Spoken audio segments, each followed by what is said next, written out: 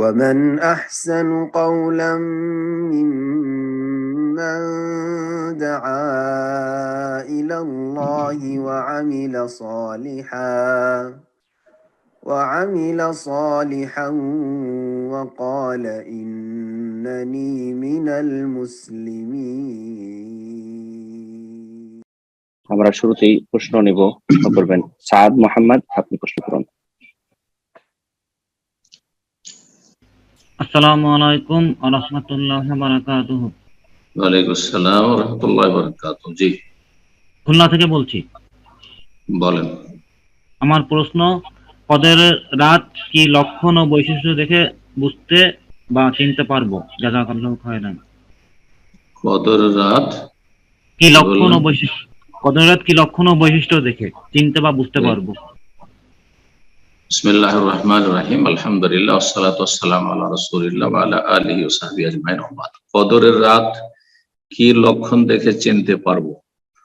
নবী সাল্লাল্লাহু আলাইহি ওয়াসাল্লাম সাহাবায়ে কেরামগণের আদর্শ এটি নয়, সালাফদের আদর্শ নয় যে কদরের রাত চেনার জন্য প্রচেষ্টা চালাতে, বরং নবী সাল্লাল্লাহু আলাইহি ওয়াসাল্লাম সাহাবায়ে কেরাম সালাফদের আদর্শ হচ্ছে যে কদরের রাতে কঠোর পরিশ্রম করে ইবাদত বন্দেগী করতে হবে।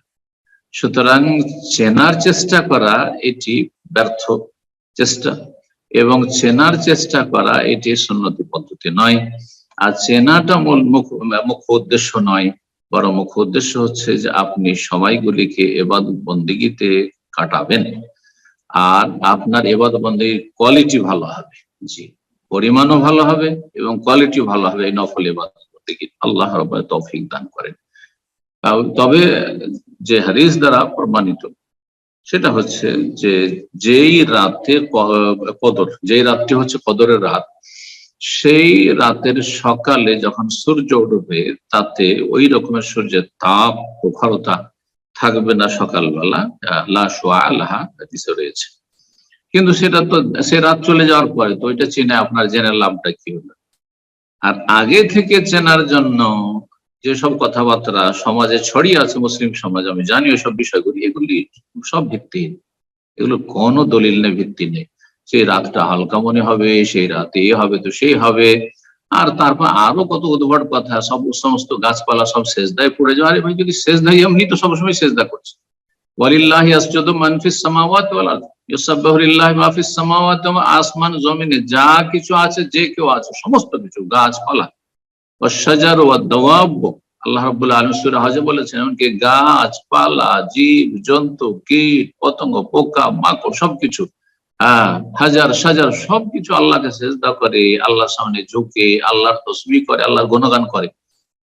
তারপরে সূরা ইসরাতে আল্লাহ বলেছেন ওয়া মিন শাইইন লা ইউসাব্বিহু, সবকিছু আল্লাহর তাসবিহ করা, ওয়ালাকিন লা তাফকাহুনা, তাদের তাসবিহ বুঝো না। বুঝি না তাহলে কি করে জানবেন যে এই লাইলাতুল কদরে সবকিছু সিজদায় পড়ে গেছে? এগুলি এক শ্রেণীর বিদআতীদের কথা, যে যেই ব্যক্তি ওইরকম আল্লাহর নেক বান্দা হবে সে ওগুলো দেখতে পাবে। আপনারা দেখতে পান না মানে আপনারা ওইরকম নেক লোক না। আর যারা দেখতে পায় এটি তাদের কেরামতি, এগুলি হচ্ছে সুফিদের ভণ্ডামি। এগুলো থেকে বেঁচে থাকতে হবে। শবে কদরকে ঘিরে বেশ কিছু বেদাতি ধ্যান ধারণা আছে, সেগুলি থেকে বেঁচে থাকতে হবে। আল্লাহ তৌফিক দান করেন, আল্লাহ কবুল করেন। এবং লাইলাতুল কদর হচ্ছে বিভিন্ন উক্তির মধ্যে সবচেয়ে বেশি যেটি সহিহ সুন্নাহর কাছাকাছি, সেটি হচ্ছে শেষ দশকের বেজোড় রাত। শেষ দশকের বেজোড় রাতগুলি 21, 23, 25, 27, 29। আর কেউ যদি জোড় বেজোড় সবগুলি মিলে যদি জাগে তাহলে এটা আরো ভালো। কারণ আর একটি মত হচ্ছে জোড় বেজোড় যে কোনো রাতেই কদর হতে পারে, সুতরাং সেটাকে একবার উড়িয়ে দেওয়া যায় না। আর একেবারে শুধু সীমিত করে দেবেন 27-এ, এটি ভুল ধারণা। আর এটি এর উপর নির্ভরশীল হওয়া মানে এটা হচ্ছে অলসদের কাজ। আর অলসেরা অধিকাংশ ক্ষেত্রে বঞ্চিত, কারণ প্রতি বছর 27 হবে এমন কোনো কথা নয়। কখনো 21 হবে, কখনো 23 হবে, কখনো 25 হবে, কখনো 27, 29 হবে। এটি হচ্ছে সবচেয়ে সঠিক। ওয়াইন্নাহা তানতাকিলু, ইবনে হাজার রাহিমাহুল্লাহ বলছেন সেটা পরিবর্তন হয়ে প্রতি বছর পরিবর্তন হতে থাকে। সুতরাং আপনি যদি একটা রাতকে ফিক্স করে ধরে নেন যে এই রাতটা দিয়ে শুধু আমি কদর বলে আমি জাগবো, সারা রাত মেহনত করবো, তাহলে তো আপনি বঞ্চিত থেকে যাবেন। আল্লাহ রাব্বুল আলামিন যেন আমাদেরকে মেহনতি হওয়ার তৌফিক দান করেন রাসূলুল্লাহ সাল্লাল্লাহু আলাইহি ওয়াসাল্লামের সুন্নতি পদ্ধতিতে। জি, তো ইনশাআল্লাহ এই পর্যায়ে প্রশ্ন করবেন তাহমিনা, আপনি প্রশ্ন করুন।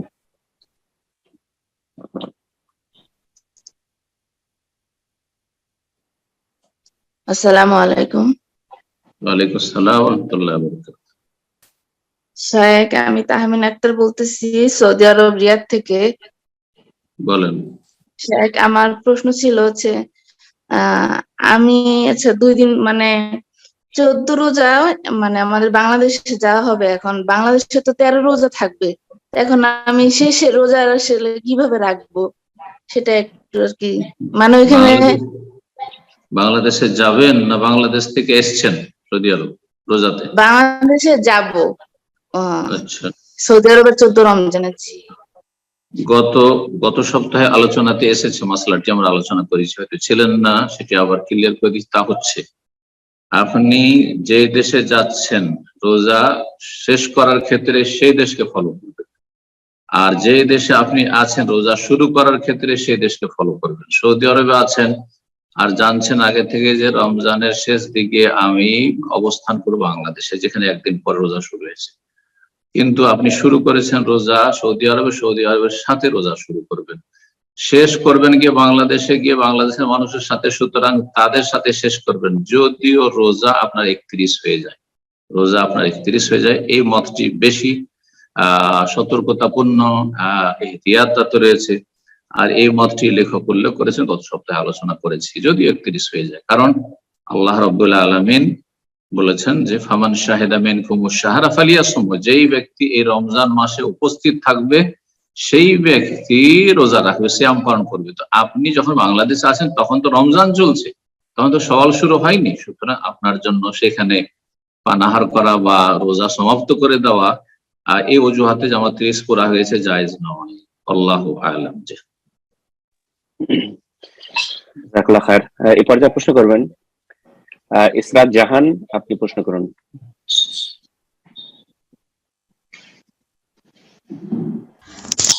আসসালামু আলাইকুম শায়েখ, আমি ঢাকা বাংলাদেশ থেকে বলছি। জি বলেন। রমাদান মাস যেহেতু কোরআনের মাস, তো শায়েখ আমার প্রশ্নটা হচ্ছে যে পিরিয়ড অবস্থায় মোবাইল দেখে কি কোরআন পড়তে পারবো, আর যদি পড়লেও কি আমাকে ভেঙে ভেঙে পড়তে হবে কিনা? জাযাকাল্লাহ খায়রান। মাসিক অবস্থায় কোরআন তেলাওয়াত করতে পারবেন কিনা? কোরআন তেলাওয়াত করতে পারবেন মুখস্থ, এটি হচ্ছে মুহাক্কিক গবেষকদের মত, আর এটি ইনশাআল্লাহ বেশি প্রাধান্যযোগ্য রাজে। যদিও জমহুর অধিকাংশ আইম্মা কেরাম বলেছেন যে মাসিক অবস্থায় কোরআন পড়তে পারবে না, কিন্তু তাদের কোনো অকাট্য দলিল নেই ওইরকম মজবুত। জি, সুতরাং জুনবির ওপর, অর্থাৎ যার সহবাস অথবা স্বপ্নদোষের গোসল রয়েছে তার উপর কিয়াস করা ঋতুবতীকে জায়েজ নয়, কারণ ঋতু অবস্থায় সপ্তাহ 10 দিন ধরে থাকে। পক্ষান্ত একজনের গোসল ফরজ হয়েছে সহবাস অথবা স্বপ্নদোষে, সে সাথে সাথে গোসল করলে পাক হয়ে যেতে পারে। সুতরাং দুটো মাসলা একরকম না, ভিন্নতা রয়েছে। এক কথাই সংক্ষেপে বলছি যে মাসিক অবস্থায় তেলাওয়াত করতে পারবেন, কিন্তু মুখস্থ পারবেন। কোরআন কারীম স্পর্শ করা জায়েজ নয়। কোরআন কারীম স্পর্শ যারা বলেছে জায়েজ, এটি একবার সাজ, বিরল ফতোয়া এবং পরিত্যক্ত ফতোয়া, জায়েজ নয়।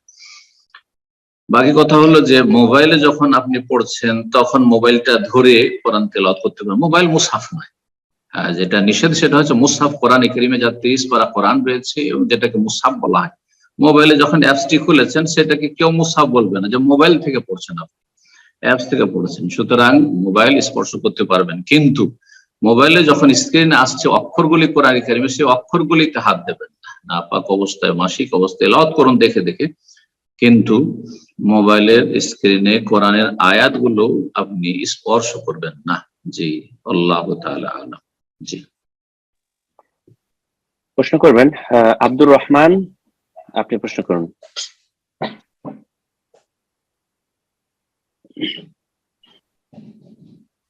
জি আব্দুর রহমান, আপনার ফোনটা আনমিউট করে নিন, প্রশ্ন করুন।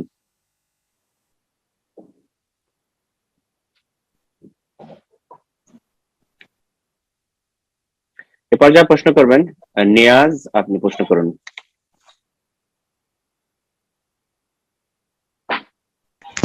আসসালামু আলাইকুম ওয়া রাহমাতুল্লাহি ওয়া বারাকাতুহু। ওয়ালাইকুম আসসালাম ওয়া রাহমাতুল্লাহি ওয়া বারাকাতুহু। জি শাইখ, আমি বাংলাদেশের নিকলি থেকে বলছি। বলেন। শাইখ, আমার প্রশ্ন হচ্ছে যে দিরিয়া অঞ্চলের শাসক মোহাম্মদ বিন সৌদ রহিমাহুল্লাহ মোহাম্মদ বিন আব্দুল ওয়াহাব রহিমাহুল্লাহর হাতে বায়াত নিয়েছিলেন, এটার উপর ভিত্তি করে কি সাংগঠনিক বায়াতকে বৈধ বলা যায়? আমাদের আসলে রমজান মাসের প্রশ্নগুলি রোজা সিয়াম এগুলোতে যদি মানে এই সময়ের যে ইবাদতগুলি বা সামনে যে আসছে ঈদ পর্যন্ত এগুলোর সাথে সীমিত থাকে, আমি আগামীতে প্রশ্ন করবেন ভাই বোনরা তাদেরকে বিশেষভাবে অনুরোধ করছি যে এতে যেন সীমিত থাকে, বাইরের প্রশ্ন করবেন না। বাকি কথা হলে যখন প্রশ্ন করেছেন তো উত্তরটা দিয়ে হচ্ছে যে এই আর যিনি আমির ছিলেন ইমাম মুহাম্মদ বিন সৌদ রাহিমাহুল্লাহ, তিনি যে বায়াত নিয়েছেন, তিনি বায়াত নিয়েছেন কি কোনো সাংগঠনিক বায়াত নিয়েছেন, কোন জামাতের বায়াত নিয়েছেন না তিনি বায়াত নিয়েছেন ইমারতের? তিনি আগে থেকে আমির ছিলেন, তিনি আগে থেকেই আমির ছিলেন এবং তিনি শেখুল ইসলাম আহমদ আব্দুল্লাহ রহমতুল্লাহ আলাই যিনি দায়ী মুজাদ্দিদ সংস্কারক সেই জামানার, এই জাজিরা আরবিয়াতে তার সমর্থন করেছিলেন পুরোপুরি। জি, তার আল্লাহ রাব্বুল আলামিন যে পার্থিব ক্ষমতা, নেতৃত্ব এবং প্রশাসন তার ছিল, তা দিয়ে সর্বাত্মক তিনি সহযোগিতার জন্য তিনি আনুগত্য প্রকাশ করেছিলেন তার সাথে। তো এই দিনের দাওয়াত, কোরআনের দাওয়াত আর সুলতান, এই দুটো দাওয়াতে আল্লাহ রাব্বুল আলামিন এই জাজিরা আরবিয়া আরব দ্বীপকে শিরক বিদআত মুক্ত করেছেন আল্লাহ রাব্বুল আলামিন। সব আল্লাহর ইচ্ছে। আল্লাহ রাব্বুল এইরকমটাই যেন ভারত উপমহাদেশে করেন, বাংলাদেশে করেন, যাতে করে শিরক বিদআত থেকে মুক্ত হয়। কোরআনের ইলমের সাথে দায়ী এবং মুজাদ্দিদের সাথে যদি শাসন ক্ষমতা কাজ করে, কোরআনের সাথে যদি সুলতান কাজ করে, তাহলে শিরক বিদআতকে নির্মূল করা খুব সহজ। কুসংস্কার পাপকে নির্মূল করা, পাপীদেরকে ঠান্ডা করে দেওয়া, নির্মূল করে দেওয়া খুব সহজ। আল্লাহ রাব্বুল আলামিন সেটি যেন সহজ করেন। তো তিনি আমির ছিলেন, এটি সাংগঠনিক বায়াতের দলিল নয়। যারা সাংগঠনিক বায়াতের কথা বলেছেন তাদের সেটি ব্যক্তিগত মত, কিন্তু সেটি কোরআন সুন্নাহর আলেম, সালাফি আলেম ওলামারা সিংহভাগ এটিকে ঠিক মনে করছেন না, জায়েজ মনে করছেন না। বারবার এই বিষয়টি বলা হয়েছে। যাদের সঠিক বুঝ রয়েছে আল্লাহ তাদেরকে বুঝার তৌফিক দেবেন। আর যে হাদিসগুলো রয়েছে বায়াতের, সেই হাদিসগুলিকে এইরকম সংগঠন অথবা কোনো আমির, কোনো নেতা, সভাপতি, সেক্রেটারি এসবের উপর কোন একজন মুফতি, কোন একজন পীরের উপর ফিট করে দেয়, এগুলি হচ্ছে অপব্যাখ্যা। আমাদের অনারবরা এই সব অপব্যাখ্যাগুলি করে থাকে, কারণ হাদিসের প্রেক্ষাপটগুলি বুঝে না। আসলে আল্লাহ রাব্বুল আলামিন বুঝার তৌফিক দান করেন, অথবা নিজের বিভিন্ন স্বার্থে হাদিসগুলোকে ফিট করার চেষ্টা করেন। আসলে আল্লাহ সঠিক বুঝ যেন দান করেন। জি, আসলে এই সমস্ত হাদিসগুলি রয়েছে ইমারত, বিশেষ করে সহিহ মুসলিম সবচেয়ে বেশি বিস্তারিত হাদিসগুলি এসেছে। ইমারত বায়াতের হাদিসগুলি দেশের শাসকের ক্ষেত্রে, দেশের শাসক, তার নাম রাজাই হোক, আর খলিফা হোক, আর রাষ্ট্রপতি হোক, আর প্রধানমন্ত্রী হোক, আর যাই হোক না কেন, তার বায়াতের ক্ষেত্রে। জি, আল্লাহ বুঝার তৌফিক দান করেন। প্রশ্ন করবেন রোকেয়া সুলতানা, আপনি প্রশ্ন করুন।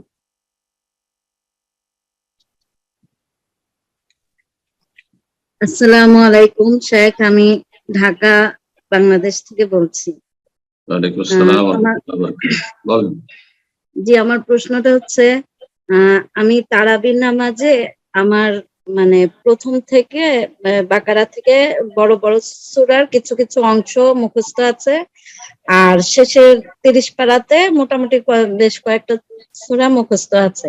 এখন আমি কি ওই যে বড় বড় সূরাগুলোর ওই মানে কি একটু তেলাওয়াত বাড়ানোর জন্য আমি কি ওই দেখে দেখে আরেকটু অংশ অংশ করে মোবাইল থেকে দেখে দেখে আরেকটু করে বাড়াইতে পারবো, নাকি একটা সূরা পুরাটাই পড়াটা বেশি ভালো হবে? আর হচ্ছে দেখে দেখে পড়তে পারবো কিনা, মোবাইল দেখে পড়তে পারবো কিনা, যে অংশ অংশ পড়া ভালো নাকি একটা সূরা পুরা শেষ করে আমি মুখস্থ গুলা, বাকি মুখস্থ যেগুলি আছে ওগুলি মুখস্থই পড়ি, শুধু যেগুলি মুখস্থ নাই একটু বাড়ানোর জন্য ওইগুলি বাড়িয়ে বাড়িয়ে দেখে পড়তে পারবো কিনা? জি, ঠিক। সূরা মুজাম্মিলে আল্লাহ রাব্বুল আলামিন ইরশাদ করেছেন, ফাকরাউ মা তায়াসসারা মিনাল কোরআন, কোরআন থেকে যা সহজ সাধ্য তোমার জন্য, তোমার কাছে যেটা সহজ কোরআনের সেটাই তুমি পাঠ করো। পড়ার ক্ষেত্রে সহজ, মুখস্থ পড়লে মুখস্থ পড়ার ক্ষেত্রে সহজ। আর যদি মুখস্থ না থাকে অত বেশি, আর চান যে আমি একটু দীর্ঘায়িত করব, পড়বো, তাহলে ফরজ ছাড়া, ফরজ সালাত ছাড়া সুন্নত নফল তারাবিতে দেখে দেখে তেলাওয়াত করা জায়েজ। তাবেই জাকওয়ান রাহিমাহুল্লাহ থেকে প্রমাণিত, মায়েশা রাদিয়াল্লাহু তাআলা তিনি গোলাম স্বাধীনকৃত গোলাম ছিলেন এবং তিনি মুসহাফ থেকে পড়েছেন। তবে একটি কথা বলবো, যেহেতু আপনি মোবাইল থেকে পড়ার কথা বলেছেন, সালাত মোবাইল যেহেতু খেলাধুলাও রয়েছে আর বিভিন্ন পাপের দিকও রয়েছে, বা পাপের দিকটা বেশি রয়েছে, সুতরাং মোবাইল থেকে দেখে পড়বেন না। যে দেখেই পড়তে হয় সালাতে, তাহলে মোবাইল হাতে নিয়ে মোবাইল থেকে পড়বেন না, বরং কোরআনে কারীম দেখে পড়বেন, কোরআনে কারীম দেখে পড়বেন। আর বেশি যদি লম্বা করেন দেখে পড়েন, এটা বেশি ভালো। ছোট ছোট করে ভেঙে ভেঙে এই সূরা থেকে একটু, এই সূরা থেকে একটু, এই সূরা থেকে একটু, যেগুলো মুখস্থ আছে এগুলো পড়ছেন, এর চাইতে অনেক ভালো যে একদিক থেকে আপনি পড়ে যাবেন আর দেখে দেখে পড়বেন, যদি লম্বা সময় ধরে পড়তে চান। আল্লাহ তৌফিক দান। প্রশ্ন করবেন নূরজাহান নিশু, আপনি প্রশ্ন করুন।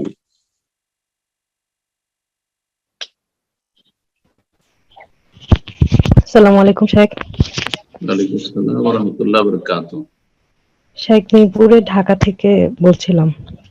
জি বলেন। শেখ আমার প্রশ্নটা হচ্ছে, এই স্পেসিফিক্যালি এই রমজানের সময় আপনার কোরআন তিলাওয়াত করাটা ভালো নাকি অর্থসহ তাফসীর পড়াটা ভালো? কোরআনে কারীম যদি কেউ তেলাওয়াত করে আর অর্থ অলরেডি বুঝে, অর্থ বুঝে, যেমন আলেমরা রয়েছেন যার মোটামুটি এতটা জ্ঞান আছে যে কোরআন তেলাওয়াত করলেই মোটামুটি অর্থটা বুঝবে, বিস্তারিত তাফসীর হয়তো অত চিন্তা করার সময় নেই যেহেতু তেলাওয়াত করে চলে যাচ্ছে, কিন্তু মোটামুটি অর্থ বুঝছে, তো এটা বেশি ভালো যে কোরআন কিছুটা তেলাওয়াত বেশি পরিমাণ করলো আর অর্থটা বুঝলো। আর কেউ যদি অর্থ না বুঝে তেলাওয়াত করলে অর্থ মোটেই বোঝে না, সুতরাং অধিকাংশ যে মুসলিম ভাই বোনেরা, তাহলে তাদের ক্ষেত্রে উত্তম কোনটি, বেশি বেশি তেলাওয়াত করে খতম করা নাকি অর্থ বুঝে পড়া? নিঃসন্দেহে অর্থ বুঝে, পরিমাণ যদি কমও পড়া হয়, অর্থ বুঝে পড়া যে আল্লাহ আমাকে কি সম্বোধন করেছে প্রতিটি আয়াতে, এটি বেশি ভালো এবং এটি হচ্ছে কোরআনে কারীম নাজিল করার উদ্দেশ্য। সুতরাং বেশি বেশি খতম করাটা পরবর্তীকালে চালু হয়েছে খালাফদের যুগে, আর সালাফদের আদর্শ হচ্ছে যে কোরআন আল্লাহর কিতাব, মানব জাতিকে এই দিয়ে সম্বোধন করা হয়েছে, সুতরাং কোরআনে কারীমকে বুঝার চেষ্টা করতে হবে, কোরআনের জ্ঞান অর্জন করতে হবে, কোরআনের প্রতি আমল করতে হবে, কোরআনে কারীমের দাওয়াত দিতে হবে। এই ক্ষেত্রে শুধু খতম করলে কোনো লাভ হবে না। বেশি খতম যদি আপনি দু চারবার পাঁচবারও করেন, তাহলে কোরআনের জ্ঞানও অর্জন হলো না আর কোরআনের দাওয়াত দেওয়া হলো না। পক্ষান্তরে যদি খতম একটিও হয়, একটাই খতম করলেন অথবা তার কম করলেন, বেশি করলেন, আর আপনি অর্থ বুঝলেন, তাহলে আপনার এলম হাসিল হলো, তেলাওয়াত হইলো, তেলাওয়াতের ইবাদত হইলো, এলম হাসিল করার ইবাদত হলো, যেটি গুরুত্বপূর্ণ ইবাদত। আর তারপরে যখন জ্ঞান কিছুটা হয়ে গেল, তখন অন্যদেরকে আশেপাশে আপনি যারা আছে তাদেরকে দাওয়াত দিতে পারবেন, এই ইবাদতটিও হইল। তার তিনটি ইবাদত যে সূরা আসরে আল্লাহ বলেছেন, এলম হাসিল করা, আমল করো, আমিলুস সালিহাত ওয়া তাওয়াসাউ বিল হক, আর হকের দাওয়াত দেওয়ার মতো যোগ্যতাও তৈরি হলো। এজন্য এটি বেশি উত্তম। আল্লাহু তাআলা আলাম। জাযাকাল্লাহ খায়ের। এ পর্যায়ে প্রশ্ন করবেন শামীম আহমেদ, আপনি প্রশ্ন করুন। আসসালামু আলাইকুম ওয়া রাহমাতুল্লাহ। ওয়ালাইকুম আসসালাম ওয়া রাহমাতুল্লাহি ওয়া বারাকাতুহু। শেখ দয়া করে হচ্ছে আমার দুইটা প্রশ্নের উত্তর দিবেন, যে একটা আমার নিজের, একটা হচ্ছে আমি হচ্ছে বাংলাদেশের রংপুর জেলা থেকে বলতেছি। হচ্ছে আমার দিনী ভাইয়ের প্রশ্ন হচ্ছে যে ওনার দুইজন ছেলে আছে, ওনার বাসা নেত্রকোনা জেলায়। তো উনি যে এলাকায় থাকে হচ্ছে ওনার আশেপাশে হচ্ছে কোনো সালাফি মাদ্রাসা নেই। তো ওনার হচ্ছে দুইটা বাচ্চা আছে।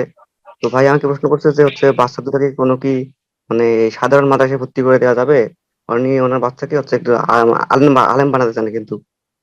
তো আর আমার প্রশ্ন হচ্ছে যে মানে সিয়ামটাকে কি ব্লাড দেওয়া যাবে?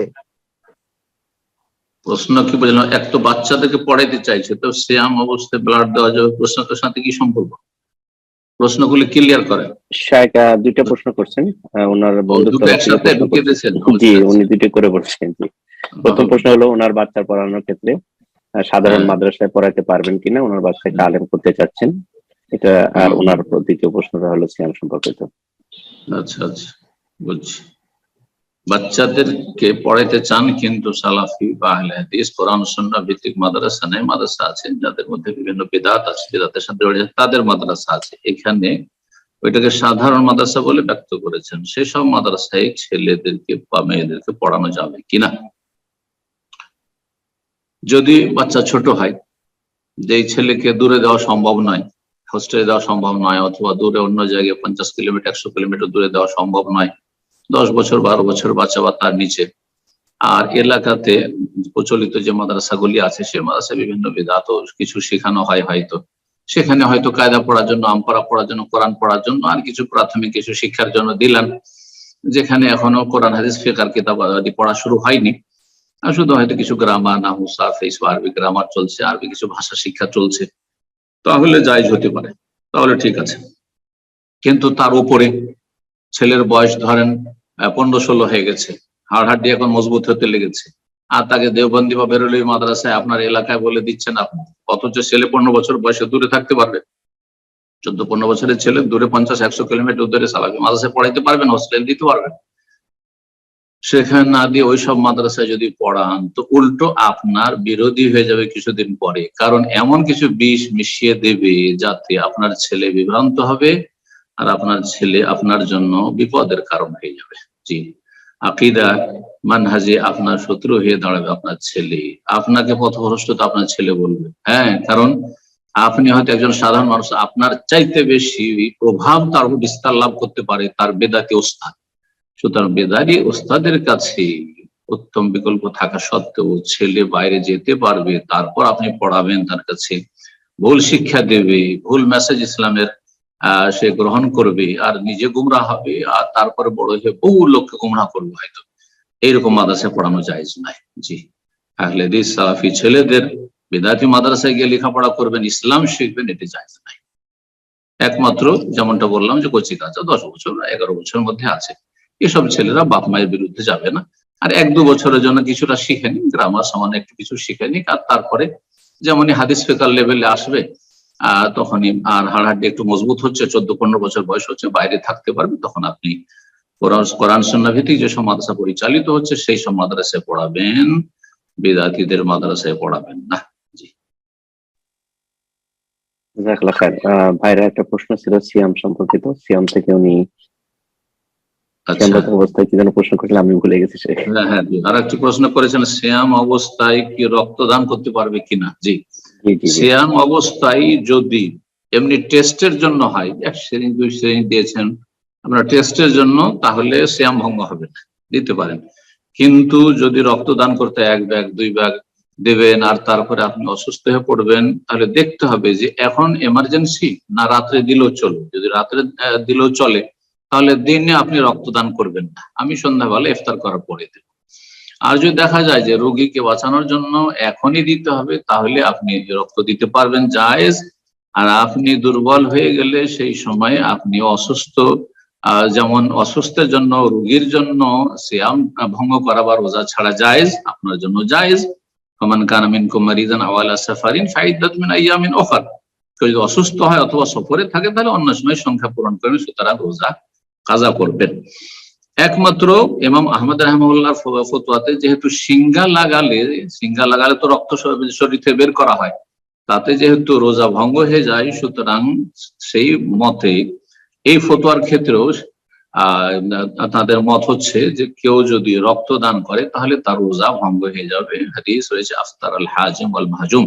বাকি অধিকাংশ আইম্মায়ে কেরামদের নিকটে শুধু রক্তদানে যদি সবল হয়, শক্তিশালী হয়, রক্ত দিয়েছি 1 ব্যাগ, তো আমার কিছুই হয় না, আমার দুর্বলতা অনুভব হচ্ছে না, সুতরাং আমি রোজা কমপ্লিট করে নিতে পারবো, তাহলে ছাড়বে না, আর এটি রোজা ভঙ্গের কারণ নয়। আল্লাহু আ'লাম। জি, জাযাকাল্লাহ খায়ের। এ পর্যায়ে প্রশ্ন করবেন উম্মে মুসআব, আপনি প্রশ্ন করুন।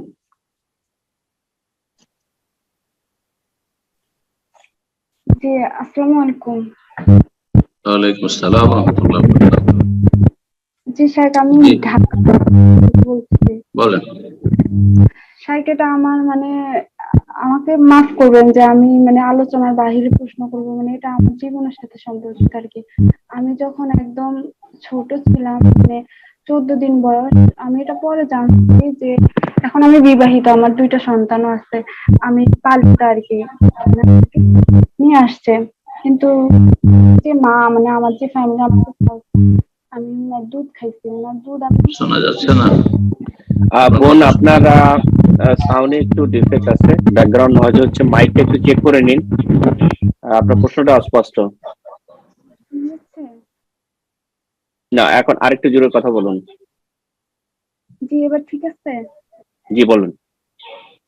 জি, মানে আমার যখন 14 দিন বয়স, তখন আমাকে, মানে আমার যে নিজের পরিবার অনেক গরিব ছিল, আমরা যমজ বোন হয়েছে, পরে আমাকে নিয়ে আসছে, এক ধনী পরিবার আর কি আমাকে নিয়ে আসছে।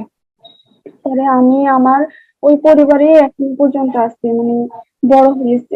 আমার ওই মায়ের আমি 2 বছর পর্যন্ত দুধ খাইছি। এখন মানে ওনারা আজও পর্যন্ত আমাকে বুঝতে দেয়নি যে আমি ওনাদের পালিত সন্তান, বা আমাকে এক জায়গা থেকে নিয়ে আসছে।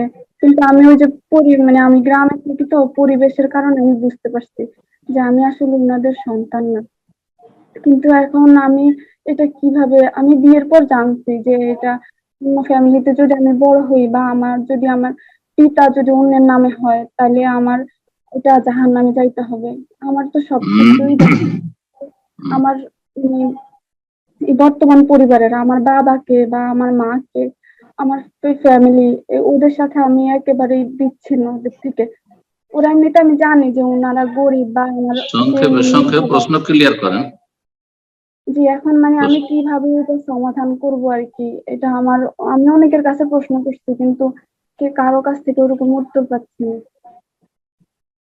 জি, প্রশ্ন ইকরাম ভাই, যা বুঝলাম যে 14 দিনের যখন বাচ্চা শিশু, তখন অন্য কেউ তাকে নিয়ে আসে পালক হিসাবে, সেখানে দুধ পান করে, তাই না? ইকরাম ভাই শুনছেন? সেখানে দুধ পান করে, সেখানে বড় হয়, তার কাগজপত্র তাদের নামে হয়ে যায়, জানেও না যে সে তাদের পালক। কিন্তু পরে সে বুঝতে পেরেছে, পরিবেশ সেখানে বসবাসের মাধ্যমে বুঝতে পেরেছে যে এরা আসলে আমার আসল মা বাবা নয়, ঠিক না? জি। এখন হাদিসে জেনেছে যে যে ব্যক্তি অন্যের সাথে নিজেকে সম্পৃক্ত করবে মা বাবা হিসাবে, সে ব্যক্তি জাহান্নামে যাবে। তো এখন এই ভয়, তো এখন কি করণীয়, এটি প্রশ্ন। জি জি, করণীয় ঠিক। এই ক্ষেত্রে প্রথম কথা যে আপনি স্বেচ্ছায় এটা করেননি, নিজের ইচ্ছায় করেননি। যেভাবে হোক না কেন, আপনার বাবা মা যারা আসল, তারা হয়তো ওইরকম প্রতিপালন করেনি, অভাবের কারণে দিয়ে দিয়েছে কাউকে, অথবা যেভাবে হোক চলে এসছেন একেবারে ছোট অবস্থা, তারপর সেখানে দুধ পান করেছে, সুতরাং দুধ মা হয়ে গেছে, দুধ মা হয়ে গেছে। আর সেই দুধ মায়ের সঙ্গে যে দুধ পান করেছে, তার সঙ্গে দুধ বাবা হয়ে গেছে, সুতরাং তারা মাহারাম। আপনার এখানে কোনো অসুবিধা নেই হেজাব পর্দার ক্ষেত্রে, কারণ তার বাবার মতো। বাকি থাকলো কাগজপত্র তাদের নামে হয়ে গেছে, কাগজপত্র হয়েছে সেটা আপনার ইখতিয়ারে না, তাদের ইখতিয়ারে। কাগজপত্র তাদের এভাবে করাটা জায়েজ হয়নি, কারণ পরের মেয়েকে এভাবে নিজের কাগজপত্র করে নেওয়া, এটা শরীয়তে জায়েজ নয়, নিষেধ আছে, এবং এক্ষেত্রে লানত রয়েছে। অন্যের সাথে নিজেকে সম্পৃক্ত করা, নিজের বাবা ছাড়া অন্যকে বাবা বলে পরিচয় দেওয়া, আর নিজের আসল বাবার নাম পরিচয়কে একেবারে হারিয়ে ফেলা, এটি জায়েজ নয়। কিন্তু কাউকে শ্রদ্ধা সম্মানের জন্য বাবা বলা জায়েজ, যেমন কাউকে আদরের জন্য, স্নেহের জন্য ছেলে বলা জায়েজ, হ্যাঁ, মেয়ে বলা জায়েজ, ঠিক ওই রকম। তো কথা হচ্ছে যে যদি সেখানকার সমাজের লোকেরা জানে যে আপনি তাদের পালক নেই, আর আপনার বাবা অন্য কোনো জায়গার, তাহলে সমাজের লোকেরা জানছে, তাহলে এটা এমন করেননি যে আসলটাকে লুকিয়ে দিয়ে আপনি কারো সাথে নিজেকে সম্পৃক্ত করেছেন, আপনিও করেননি বা ওরাও করেনি, সমাজের লোক জানছে, তাহলে তো অসুবিধা নেই। আর আপনার এখানে এখতিয়ারও কিছু চলে না। এই ক্ষেত্রে শুধু এতটুকু বলবো যে আপনি সব সময় জানবেন যে এরা আমার আসল বাবা নয়, আসল মা নয়, এ দুধ মা, আর এরা আমার প্রতিপালন করেছে, এদের আমার অনেক এহসান অনুগ্রহ রয়েছে আল্লাহর পরে। সুতরাং আল্লাহ তাদের উত্তম বদলা দিক, তাদের জন্য দোয়া করে, তাদের হক রয়েছে, তারা এহসান করেছে। হাল জাযাউল ইহসান ইল্লাল ইহসান, ইহসানের বদলা ইহসান, ভালো আচরণ আর ভালো ব্যবহারের প্রতিদান ভালো দিয়ে দেবেন। এবং তার সাথে আপনার বাবা মার যদি খোঁজ পান, সন্ধান পান, তাদের সাথে যোগাযোগ করবেন এবং তাদের সাথে সম্পর্ক রাখবেন। তাদের যে হক, মাতা পিতার হক রয়েছে, সে হক আদায় করবেন। যদি পরিচয় নাই পান তাহলে এমনি তাদের জন্য দোয়া করতে থাকবেন। দোয়ার মাধ্যমে তাদের নামে আল্লাহ যদি আর্থিক সচ্ছলতা দিয়ে থাকে, সাদকা করার মাধ্যমে তাদেরকে নেকি পৌঁছাবেন এবং তাদের জন্য দোয়া করবেন। রব্বির রহমাহুমা কামা রাব্বায়ানি সাগীরা। বাপ মায়ের হক আপন জায়গায় ঠিক রয়েছে, তাদের সাথে পরিচয় থাক আর নাই থাক, তাদের সাথে সম্পর্ক থাক আর নাই থাক। জি, আল্লাহু আ'লাম। জাযাকাল্লাহ খায়ের। শেখ এ পর্যায়ে প্রশ্ন করবেন বিনতে মান্নান, আপনি প্রশ্ন করুন। আসসালামু আলাইকুম রাহমাতুল্লাহ। ওয়ালাইকুম আসসালাম ওয়া রাহমাতুল্লাহ। ঠিক, আমি বাংলাদেশ থেকে বলছিলাম। আমি দীর্ঘদিন ধরে চেষ্টা করছিলাম, লাইন পাচ্ছিলাম না, তো যদি অনুমতি দেন, আমার দুটো প্রশ্ন ছিল শেখ। বলেন। প্রথমটা হচ্ছে, আমাদের মুরব্বীদের থেকে আমরা শুনেছি কোরআন যখন পড়তে হয় তখন মহিলারা নাকি নিম্ন আওয়াজ করে পড়তে হয়, আমি একটা গুনগুন শব্দ করে শুধু পড়ে।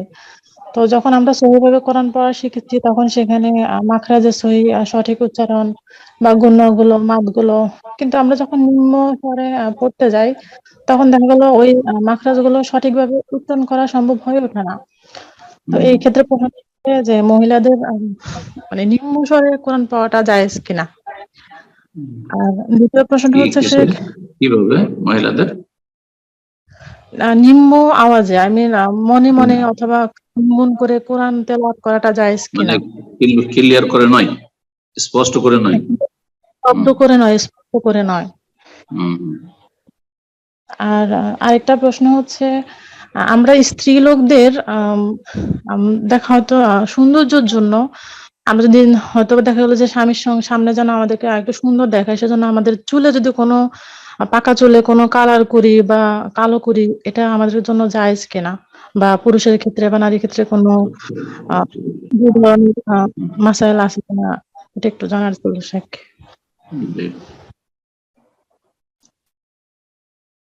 প্রথম প্রশ্ন হচ্ছে, ইকরাম ভাই কি বললেন? কোরআন পড়ার ক্ষেত্রে উনি বলছিলেন যে গুনগুন করে পড়ার কথা বলা হচ্ছে।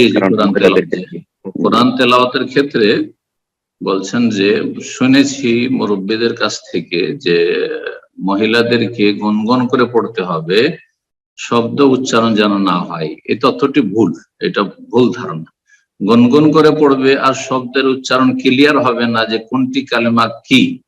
হ্যাঁ, যেমন আল্লাহু লা ইলাহা ইল্লা হুয়াল হাইয়ুল কাইয়্যুম, স্পষ্ট হইতে হবে। করছে কোনো কথা বোঝা যাচ্ছে না, এটা জায়েজ নয়, পড়া তেলাওয়াত নয়। তাহলে এইরকম যদি অর্থ বুঝে থাকেন তাহলে মুরব্বীদের কথা হচ্ছে বাতিল, মিথ্যা কথা, ভুল কথা। তবে মহিলারা এত জোরে পড়বে না যে আশেপাশে বেগানা পুরুষরা চলাফেরা করছে আর তারা তাদের তেলাওয়াত শুনছে, তাদের কণ্ঠ স্পষ্ট শুনছে সুর করে তেলাওয়াত, এটা জায়েজ নয়। জি, স্টেজে মহিলারা, মেয়েরা কম্পিটিশন করছে আর পুরুষরা বসে বসে শুনছে, এটি জায়েজ নয়, এভাবে জায়েজ নয়। কিন্তু নিজেকে শুনিয়ে তেলাওয়াত হবে, নিজেকে শুনিয়ে, আর আশেপাশে বেগানা পুরুষ নেই, বাড়ির মহিলারা আছে অথবা ছেলে মেয়েরা আছে, নিজের স্বামী আছে, অবশ্যই ক্লিয়ার তেলাওয়াত করবে। তেলাওয়াত জাহরি তেলাওয়াত হবে, আর সিররি তেলাওয়াত মনে মনে জায়েজ আছে। কিন্তু তেলাওয়াতের ক্ষেত্রে আল্লাহ কোরআনে কেন বলছেন, ওয়ালা তাজহার বিসসালাতিকা ওয়ালা তুখাফিত বিহা ওয়াবতাগি বাইনা যালিকা সাবিলা। এই ওয়ালা তাজহার বিসসালাতিকা মানে বিতিলাওয়াতিকা, তোমার সালাতকে জোরে চিৎকার করে আদায় করিও না, পড়িও না। মানে এখানে সালাত মানে কিরাত, সালাত মানে সালাতে নামাজের তেলাওয়াত, নামাজের ভিতরে হোক অথবা নামাজের বাইরে হোক। তেলাওয়াত তুমি এত জোরে করিও না যেটা আশেপাশের লোকের জন্য কষ্টদায়ক হয়। কেউ ঘুমিয়ে আছে, ঘুম ভেঙে যাচ্ছে, কাজকর্ম করছে অথবা কথা বলছে, তাদের ডিস্টার্ব হচ্ছে, তারা শুনছেও না, হইচই করছে। এত চিৎকার করে পড়িও না যাতে আশেপাশের লোকের জন্য বিরক্তির কারণ হয়। ওয়ালা তুখাফিত বিহা, আর একেবারে আস্তে মনে মনে পড়িও না। তার মধ্যে গুনগুন করা কোনো তেলাওয়াত নয়, সুতরাং এটিও জায়েজ নাই, বিদআতি কথা এটি। ওয়াবতাগি বাইনা যালিকা সাবিলা, এর মাঝামাঝি পথ অবলম্বন করো, অর্থাৎ নিজেকে শুনিয়ে পড়বেন, আর আশেপাশে যারা আছে গায়ের মাহরাম তারা শুনলে কোনো দোষ না, মাহরাম যারা তারা শুনলে কোনো দোষ নেই, কিন্তু গায়ের মাহরাম নন মাহরাম যারা, তারা যেন না শুনে। তেলাওয়াত মহিলারাও নিজেকে শুনিয়ে করবে, নিজের আশেপাশের লোকে শুনিয়ে করবে, এমনকি নিজের স্বামী আছে, ছেলে মেয়েরা আছে, তাহলে জোরেও যদি তেলাওয়াত করে আর ঘরের বাইরে আওয়াজ না যায়, তাতেও কোনো দোষের কথা নয়। আর দ্বিতীয় প্রশ্ন ছিল যে আমরা স্বামীকে সন্তুষ্ট করার জন্য মহিলারা পাকা চুলকে কি কালার করতে পারবো? কালার মানেই যে কালো এটা নয়, অন্য রং করতে পারেন, এটাও তো কালার। আমরা যে দাড়ি যে রঙিয়েছি এটা তো কালার, কিন্তু এটা শরীয়ত সম্মত সুন্নাহ এটা। আর যদি এটাকে কালো করি তাহলে জায়েজ নয়। তো ঠিক মহিলাদের ক্ষেত্রেও কালো করতে পারবে না, চুলকে কালো, পাকা চুলকে কালো করতে পারবে না, অথবা পুরুষরা কালো করতে পারবে জানদ এবং সওয়াদ।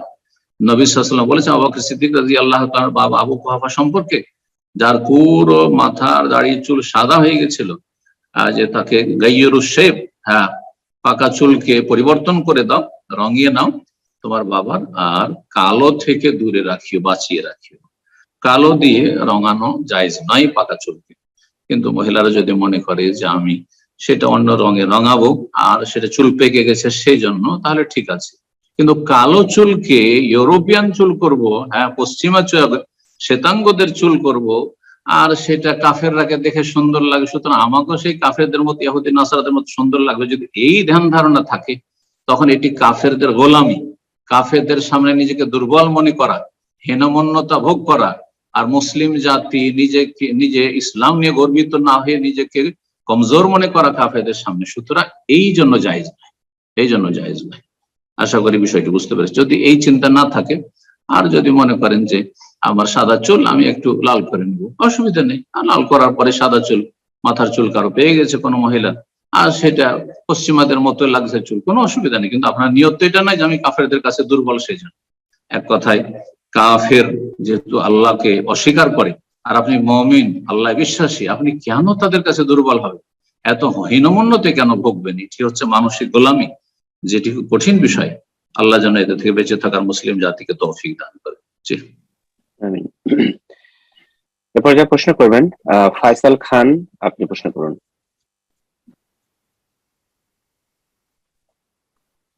আসসালামু আলাইকুম। ওয়ালাইকুম আসসালাম ওয়া রাহমাতুল্লাহি ওয়া আমি বারাকাতুহু। ঢাকা বাংলাদেশ থেকে বলছি। জি আমার দুটি প্রশ্ন রয়েছে, একটা সম্পূরক। প্রথম প্রশ্ন, জি শাইখ আমার এটা সম্পূরক প্রশ্ন। প্রথম প্রশ্নটি হলো, তারাবিহ সালাত আমরা মসজিদে গিয়ে পড়ি, তো ওই তারাবিহ সালাত পড়ার পরে কি তাহাজ্জুদ পড়া যাবে? আর পড়লেও সেটা কত রাকাত? এটা হলো আমার প্রথম প্রশ্ন। আর সম্পূরক আরেকটা প্রশ্ন হলো, সাহারি শেষ সময় খাওয়া উত্তম, কিন্তু ফজরের আগে দোয়া কবুল হয় মানে শেষের দিকে। এখন কখন তাহাজ্জুদ শেষ করে সাহারি খাওয়া উত্তম হবে? জি জাযাকাল্লাহ খাইর। তাহাজ্জুদ এবং তারাবি একই সালাতের ভিন্ন ভিন্ন নাম, নাম শুধু আলাদা আর কাজ একই। যেমন আপনার নাম আব্দুল্লাহ এবং আপনার নাম হচ্ছে সুমন, আব্দুল্লাহ সুমন, আপনাকে কেউ সুমন বলে ডাকছে, কেউ আব্দুল্লাহ বলে ডাকছে, কথা বোঝা গেছে? তো বাংলাদেশে তো মাশাআল্লাহ এক একজনের দু তিনটা করে নাম, তিনটা চারটা নাম, একটা ডাক নাম, একটা এই নাম, আর একটা সেই নাম। তো একই জনের কয়েকটি নাম, ঠিক তেমনি একটি সালাতের একটি নামাজের কয়েকটি নাম। এই তারাবির নাম হচ্ছে তারাবি রমজান মাসে হইলে, এই তারাবির নাম হচ্ছে তাহাজ্জুদ গোটা বছর ওই একই সালাত, সে 11 রাকাত 8 3 11 রাকাত। এই তারাবির নাম কিয়ামে রমজান, রমজান মাসে হলে রমজানের কিয়াম। এই তারাবির নামাজ হচ্ছে সালাতুল রাতের সালাত। এই তারাবির নাম হচ্ছে কিয়ামুল লাইল, হ্যাঁ রাতের কিয়াম, সালাতুল লাইল, কিয়ামুল লাইল, এই 5টি নাম একই সালাতের। তো এই তারাবি আর তাহাজ্জুদ কোনো ভিন্ন বিষয় নয়, এটি হচ্ছে সঠিক মত, এটি হচ্ছে হাদিস দ্বারা প্রমাণিত, এটি হচ্ছে নবী সাল্লাল্লাহু আলাইহি ওয়াসাল্লাম সাহাবায়ে কেরামদের আমল দ্বারা প্রমাণিত। ভিন্ন সালাত, তারাবি আলাদা পড়লেন আর তাহাজ্জুদ আলাদা পড়লেন, একটিও হাদিস এই মর্মে কোথাও পাবেন না। এই জন্য হানাফি মাযহাবেরও যারা মুহাদ্দিস, গবেষক, ভালো আলেম, তারা স্পষ্ট করেছেন বিষয়টি যে তারাবি তাহাজ্জুদ একই সালাতের ভিন্ন ভিন্ন নাম। জি, সেটা আপনি এশা পর থেকে শুরু করে ফজর পর্যন্ত যে কোনো সময় পড়তে পারেন। যত বিলম্ব পড়বেন, যত শেষ সময় পড়বেন তত বেশি উত্তম। কিন্তু কেউ এশা পরে যদি পড়ে নেয় পুরোটা, তাও জায়েজ। আবার পুরোটা রেখে দিল, এশা পড়ে আর ফজর আগেখানে পড়লো, 1 ঘন্টা 2 ঘন্টা যা পড়লো, আধা ঘন্টা পড়লো, সেই সময় পড়লো, তাও জায়েজ, সেটি উত্তম। আর যদি ভেঙে ভেঙে পড়ে, যে এশা পরে 4 রাকাত পড়ে নিলাম, রাত্রে 12টা 1টার সময় আরো 2 রাকাত পড়লাম, 4 রাকাত পড়লাম, তারপরে শেষ রাতে বাকিটা পড়ে নিলাম, তাও জায়েজ। নবী সাল্লাল্লাহু আলাইহি ওয়াসাল্লাম কখনো কখনো ভেঙে ভেঙে কয়েকবারে পড়েছেন, তো সুতরাং সেটাও আপনি করতে পারেন, কোনো অসুবিধা নেই ইনশাআল্লাহ। তারপরে সাহারি সম্পর্কে জিজ্ঞাসা করেছেন মনে হয় নাকি? প্রশ্ন জি, কি সাহারি সম্পর্কে ওনার প্রশ্নটা ছিল এরকমটাই, যে উনি জানতে চাচ্ছেন যে সাহারি শেষ দিকে করাটা সুন্নাহ, আবার এদিকে সেহরির সময় দোয়া কবুল হওয়ার সময়, তো এই সময়টা হয়তো ওর সম্বন্ধে করতে চাচ্ছেন, যেটা তাহাজ্জুদের সময়। জি, হ্যাঁ, তো আপনি সেহরির শেষের দিকে। সাহারি শেষ দিকে করা সুন্নাত, মানে এই নয় যে ফজর আজান পর্যন্ত আপনাকে সাহারি করতেই থাকতে হবে, 15 মিনিট আগে সেরে নিলেন, তারপরে যদি আপনার বেতর পড়তে হয় তারপরে পড়লেন, অথবা আগে বেতরটা পড়ে নিলেন আধা ঘন্টা আগে। শেষ সময় বলতে এই নয় যে এত সীমিত সময় যে শেষের আধা ঘন্টায় শুধু মোবারক, বরং রাতের 3 ভাগের শেষ তৃতীয় অংশ। হাদিসে রয়েছে সুলুসুল লাইল আল আখির, রাতকে মাগরিব থেকে শুরু করে ফজর পর্যন্ত 3 ভাগ করে শেষ তৃতীয় অংশ, যেটা মোটামুটি 3 থেকে নিয়ে 5 ঘন্টার মতো, রাত ছোট বড় হলে 3 থেকে 5 ঘন্টা, এই সময়টি আপনার হচ্ছে শেষ তৃতীয় অংশ। এতে আধা ঘন্টা খাওয়া দাওয়া লাগবে, আর কত লাগবে? আর বাকি সময় আপনি তাহাজ্জুদ পড়েন না কেন? আগে তাহাজ্জুদ পড়েন খালি পেটে পড়লে, যেটা পরীক্ষিত, খালি পেটে ইবাদতবন্দি করলে বেশি খুশু হবে, বেশি আপনার মন লাগবে, বেশি তাতে ইবাদতবন্দিটা সুন্দর হবে, কোয়ালিটি সুন্দর হবে। আর যদি কেউ ভরা পেটে পড়ে তাহলে সেটাও জায়েজ, কিন্তু কথা হচ্ছে যে খাওয়া দাওয়ার পরে সালাত আদায় করলে অথবা কোরআন তেলাওয়াত করলে তাতে ওই রকমের খুশু হয় না যেটা খালি পেটে হয়। সুতরাং আগে আপনি ইবাদতবন্দি করে নিয়ে তাহাজ্জুদ বা যে তারাবি কিছু বাকি আছে সেগুলো পড়ে নিয়ে, অথবা এমনি নফল পড়বো, আমার ধরেন 11 রাকাত পড়া হয়ে গেছে, তারপরে জোড়া জোড়া পড়া, এটাও একটা মাসলা জেনে নেন। যে ধরেন আপনি 11 রাকাত পড়ে ফেলেছেন ইমামের সাথে, অথবা বেতর পড়েই ফেলেছেন, বেতর সহ নিজে একাই বেতর পড়ে ফেলেছেন, তারপরে মনটা চাইছে আমি আরো কিছু ইবাদতবন্দি করি, তো নিষিদ্ধ না। আপনি ফজর আগ পর্যন্ত 2 করে পড়েন, বাস। এক রাতে 2 বার বেতর পড়বেন না, এক রাতে 2 বার বেতর পড়বেন না। নবী সাল্লাল্লাহু আলাইহি ওয়াসাল্লাম হাদিস রয়েছে লা বিতরানা ফি লাইলা, এক রাতে 2 বার বেতর নাই। আর উত্তম হচ্ছে, এটা ফরজ নয়, উত্তম হচ্ছে বেতরটা শেষখানে রাখা। ইজআলু আখিরা সালাত বিল লাইল বিতরান, তোমাদের সর্বশেষ সালাত তোমরা করিও বেতরকে, এটি হচ্ছে আমর ইস্তেহবাব, সুন্নাত, মুস্তাহাব হুকুম, ওয়াজিব হুকুম নয় যে বেতর পড়ে নিয়েছেন সেজন্য আপনার জন্য নফল পড়া হারাম হয়ে গেছে, এমন বিষয় নয় আসলে। এটাও যেন মনে থাকে। আল্লাহ তৌফিক দান করেন। জি, জাযাকাল্লাহ খায়ের। আজকের সর্বশেষ প্রশ্ন নেব, আমরা প্রোগ্রামের শেষ পর্যায়ে চলে এসেছি, তো এর মাধ্যমে আজকের আমাদের প্রোগ্রাম শেষ হয়ে যাবে। যারা আজকে প্রশ্ন করতে পারলেন না, ইনশাআল্লাহ আগামী সপ্তাহে শুরুতে প্রোগ্রামে এসে হ্যান্ড রেজ করবেন, আমরা আপনাদের প্রশ্নগুলো নেওয়ার চেষ্টা করবো ইনশাআল্লাহ। আজকে সর্বশেষ প্রশ্ন করবেন কামরুজ্জামান, আপনি প্রশ্ন করুন।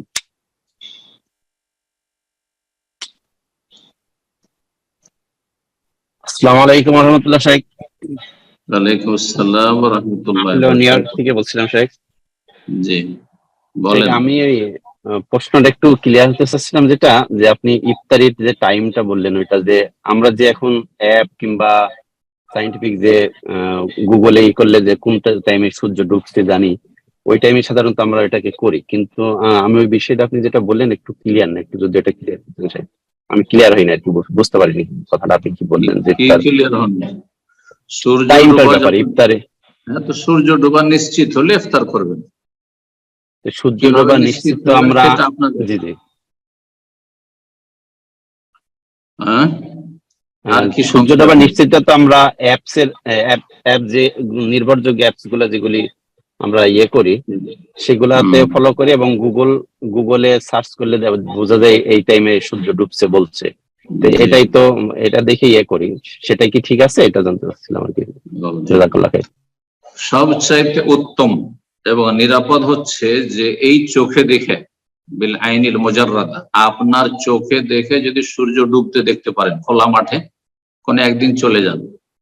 গ্রাম অঞ্চলে যারা বাস করছেন তাদের তো কোনো ব্যাপার না, একটু ফাঁকাতে গেলেই তো মাঠ, বাড়ির বাইরে বেরোলে তাহলে তো দেখে নিতে পারছেন। এটা আমরা ছোটকালে দেখেছি, সূর্য দেখে আসি, সূর্য ডুবে গেল, ইফতার করে দিল।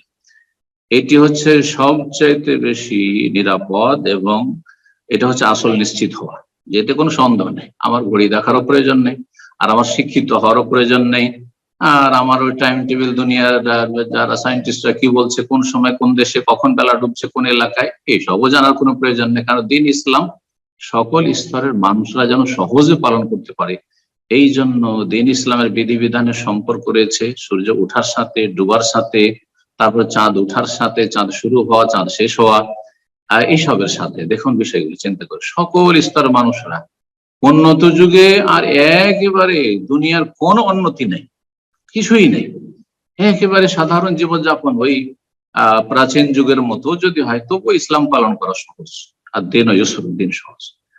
তো এটা হচ্ছে সবচেয়ে উত্তম, যে আপনি নিজের চোখে দেখে নিশ্চিত হয়ে যাবেন।